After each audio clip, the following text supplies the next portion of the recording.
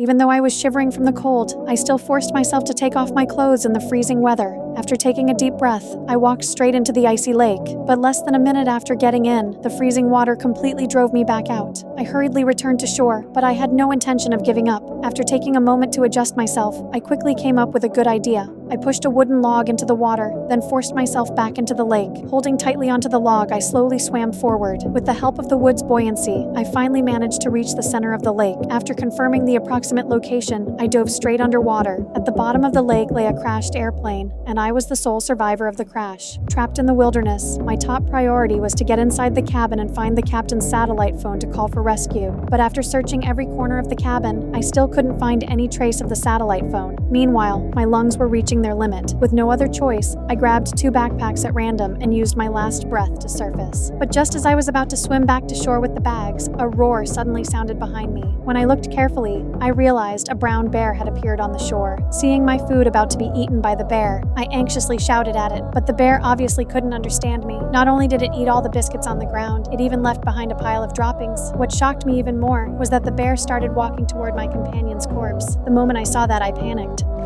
No! I desperately slapped the water, trying to scare the bear away, but the bear merely glanced at me with disdain before continuing to tear into the body. Just when I was overwhelmed with despair, the bear eventually left because the corpse was no longer fresh enough. Only then did I finally breathe a sigh of relief. To prevent another tragedy from happening, the first thing I did after getting ashore was drag my companion's body into the forest and bury it. After finishing all of that, I immediately checked the backpacks I had recovered, hoping to find something useful. But aside from some water-damaged electronics, the bag only contained wallets and cards. There was nothing inside that could actually help me survive. The disappointment hit me instantly, and I could only hope the other backpack contained something better. But when I opened the zipper, I discovered that everything inside had been tightly wrapped in plastic bags. Curious, I tore one open immediately, only to find stacks upon stacks of cash inside. But instead of feeling happy, I couldn't care less about the money, because stranded in this wilderness, the cash was no different from worthless paper. But at that moment, I noticed several bottles of medicine underneath.